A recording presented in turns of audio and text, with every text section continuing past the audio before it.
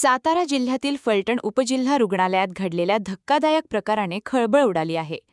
रुग्णालयात कार्यरत असलेले डॉक्टर राजेंद्र रुपनवर यांच्यासोबत घडलेल्या कथित प्रकारानंतर हे प्रकरण थेट पोलिसांपर्यंत पोहोचले आहे. घटनाक्रमानुसार 28 जुलै रोजी प्रसाद कोंडे देशमुख हे त्यांच्या खासगी बॉडीगार्डसह उपजिल्हा रुग्णालयात आले. त्यांनी बंदुकीच्या परवान्यासाठी आवश्यक असलेले फिटनेस प्रमाणपत्र तातडीने देण्याची मागणी डॉक्टर रुपनवर यांच्याकडे केली.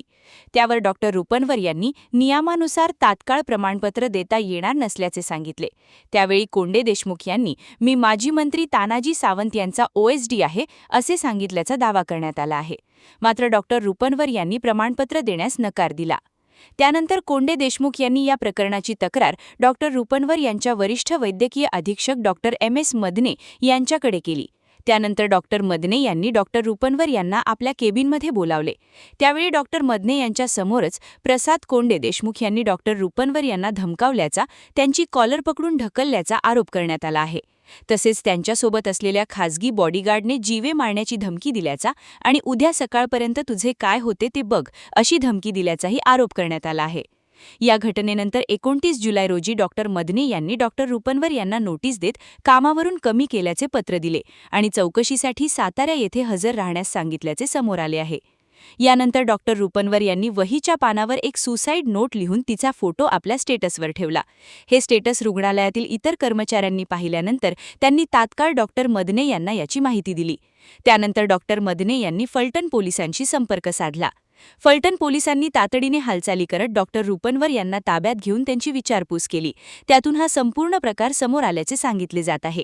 त्यानंतर फलटण पोलिसांनी डॉक्टर रुपनवर यांच्या तक्रारीवरून माजी मंत्री तानाजी सावंत यांचे OSD प्रसाद कोंडे देशमुख यांच्याविरुद्ध गुन्हा दाखल केला असून पुढील तपास फलटण पोलीस करत आहेत. लीला मदने, वैद्यकीय अधीक्षक म्हणून उपजिल्हा रुग्णालय फलटण येथे कार्यरत आहे. डॉक्टर राजेंद्र रुपनवर हे माझ्याकडे तदर्थ वैद्यकीय अधिकारी म्हणून उपजिल्हा रुग्णालय फलटण येथे कार्यरत आहेत. काल जी घटना घडली या घटनेसंदर्भी डॉक्टरांनी आम्हाला यापूर्वी कोणतीही कल्पना दिलेली नव्हती. काल दुपारी 2 ते 2:30च्या दरम्यान मी जेवायला गेली असताना मला माझ्या स्टाफचा फोन आला की डॉक्टर रुपनवर सर यांचे स्टेटस पाहिले का, तर मी नाही म्हटले. त्यानंतर मी म्हटलं काही घडलं आहे का, त्यांनी मला स्टेटसचे स्क्रीनशॉट पाठवले. स्क्रीनशॉटवर त्यांचे स्टेटस पाहिल्यानंतर मी तात्काळ PI घनश्याम बल्लाळ सरांना कॉल केला की आमच्या डॉक्टरांनी एक सुसाईड नोट लिहून त्याचा स्टेटस ठेवला आहे आणि माझे AS श्री शुक्ला यांना तात्काळ पोलीस स्टेशनला पत्रव्यवहार करण्यास सांगून मी तात्काळ उपजिल्हा रुग्णालय फलटण येथे हजर झाले.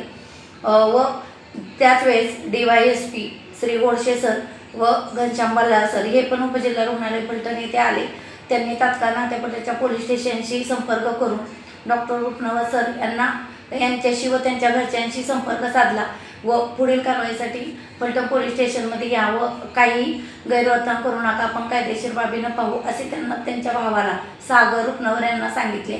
मी सदर प्रकरणाची वरिष्ठांना माझे कर्तव्य समजून माननीय जिल्हा शल्य चिकित्सक राहुल जाधव सर व आमचे उपसंचालक डॉक्टर भगवान पवार सर यांना याविषयी कल्पना दिली.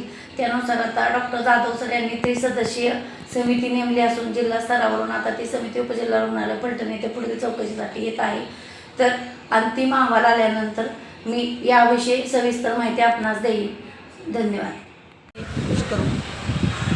मी डॉक्टर रुपनवर 28 जुलै रोजी संध्याकाळी 7 वाजता माजी मंत्री तानाजी सावंत यांची OSD प्रसाद कोंडे देशमुख यांनी मला जीवे मारण्याची आणि त्यांचे बॉडीगार्ड यांनी धक्काबुक्की केली होती.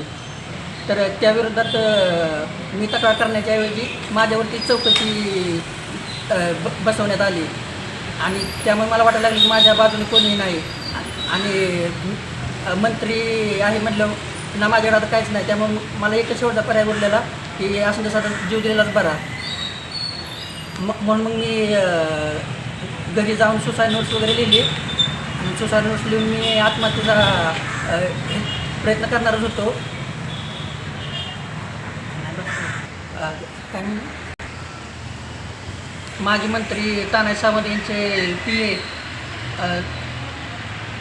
प्रसाद कोंडे देशमुख यांनी जे अपमानात्मक मला वागणूक केली आणि धक्काबुक्की दिली, त्यामुळं माझं मानसिक खच्चीकरण झाल्यामुळे मी सुसाईड नोट लिहिली होती आणि ती स्टेटसला टाकली होती.